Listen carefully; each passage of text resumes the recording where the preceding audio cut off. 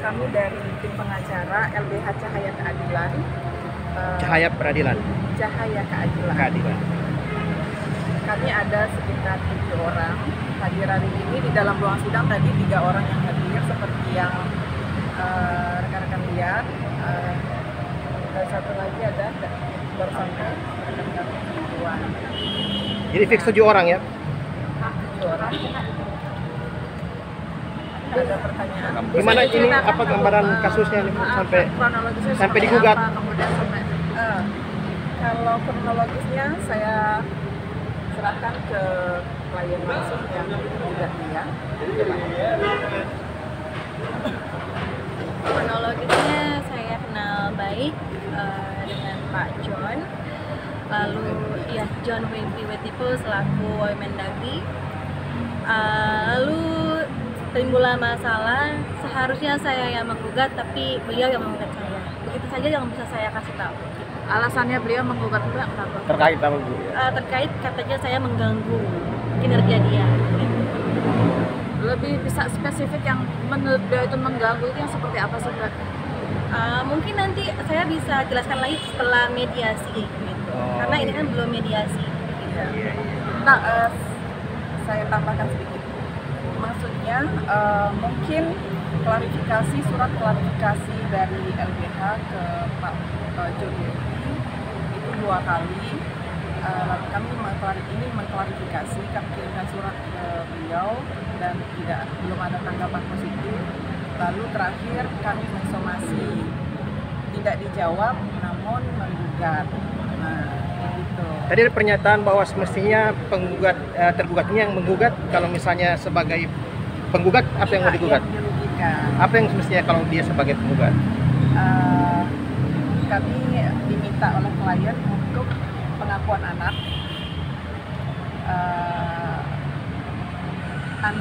dari klien kami dengan penggugat. Begitu. Jadi hari ini justru malah klien kami yang digugat. Ada ini mau bikin gugatan baru? Pastinya setelah mediasi. Nanti setelah mediasi kita lihat bagaimana nanti mediasi tercapai atau tidak. Kalau tercapai mediasi nanti akan kami kabari, tapi kalau tidak terjadi mediasi mungkin langkah selanjutnya mungkin akan lanjut atau bagaimananya mungkin nanti kami pertimbangkan. Nah, untuk sementara mungkin ada tambahan dari rekan saya dari Ibu Kurnia. Taruh dulu ya. Assalamualaikum warahmatullahi wabarakatuh. Saudara-saudara sekalian, kami pada hari ini tim advokasi ya, dari Ibu Jennifer, yaitu ada ketua kami Ibu Yus Hernita, saya sendiri Kurnia Tri Royani, kemudian Iskandar, dan juga satu lagi, ini biar lengkap ya. Ini hari ini menunjukkan sebagai warga negara yang baik, warga negara yang taat hukum. Karena kami yang digugat ya, berarti kami hal ini tergugat, kami hadir dan hadirnya lebih awal. Jadi kami datang tadi sekitar jam 8 sudah datang ya, menunggu cukup lama, tapi sidang belum juga dimulai dan akhirnya dimulai juga. Tidak cukup lebih dari 10 menit hanya untuk melihat legal standing dari masing-masing gitu ya. Karena sidang pertama ini kami tidak ada, jadi ya hakim agak sedikit rikuh begitu. Seperti yang saya katakan tadi, beliau sudah ingin menunjukkan mana jawaban kami, padahal ya kita kan baru sidang pertama ini kan, jadi kan harusnya mediasi dulu, tapi ya tidak apa-apa, itu gonjang-ganjing sedikit dalam persidangan biasa kan begitu.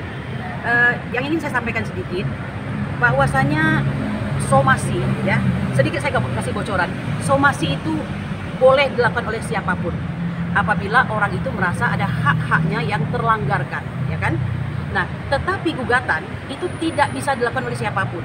Anda tidak bisa menggugat orang sembarangan, ya, karena dalam hukum perdata itu hanya ada 2 klausulnya itu atau doktrinnya, yaitu pasal berapa itu 1243 itu mengenai wan prestasi dan 1365 tentang PMH atau perbuatan melanggar hukum, ya, atau onreh mata sedat begitu.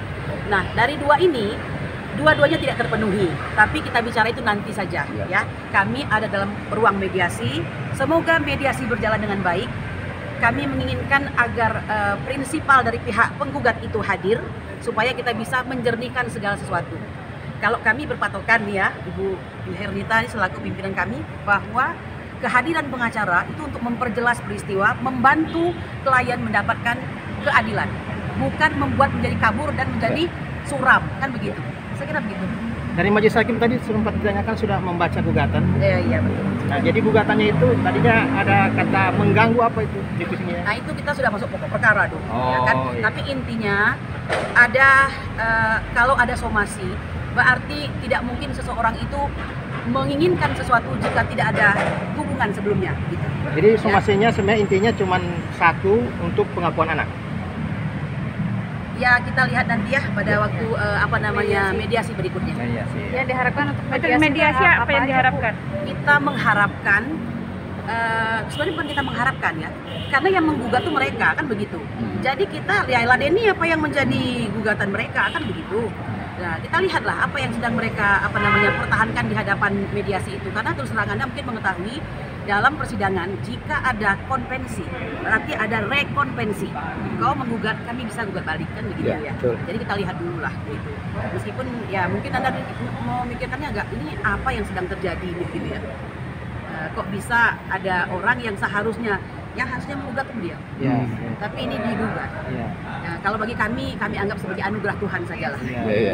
Mbaknya sendiri, maaf, udah nikah berapa lama Mbak sama Bapak? Saya belum nikah dengan bapaknya, tapi saya punya hubungan baik. Jadi kalau tadi Bu sudah baca gugatan, apa mungkin persiapan sikap terhadap gugatan itu di mediasi nanti? It's very clearly ya. Kalau kami sangat mantap karena kami bukan orang yang begini. Perdata itu sangat bergantung kepada Anda yang melakukan gugatan, ya. Kalau kita slow aja, kita lihat apa yang ingin mereka lakukan, kan begitu. Yang pasti kita sudah punya jawaban atas semua itu, and very clearly sangat yakin, insya Allah Pujen berada di pihak yang benar dan terzolimi. Gitu. Apakah jika mediasi bisa tercapai tetap akan ada gugatan untuk pengakuan anak ini? Jadi orang yang bijaksana ya, kita tidak pernah mengganggu hak orang, cukup sabar beliau. Jadi istilahnya itu kita tidak perlu mencari musuh, ya kan? Apalagi beliau orang biasa, beliau tidak punya kekuatan dan tidak punya kekuasaan, ya kan? Jadi yang dia inginkan hanya kebaikan bagi masa depannya dan masa depan anaknya. Gitu. Bu, ini kan pejabat negara, apa pernah dilaporkan ke pimpinan Ke atasannya. Jadi memang ini mau diselesaikan secara kekeluargaan ya? Oh iya. Jadi memang niatnya Ibu sangat baik dan mulia kekeluargaan. sekali. Jadi kalau tidak dimanfaatkan niat baik ini, saya kira rugi sendiri.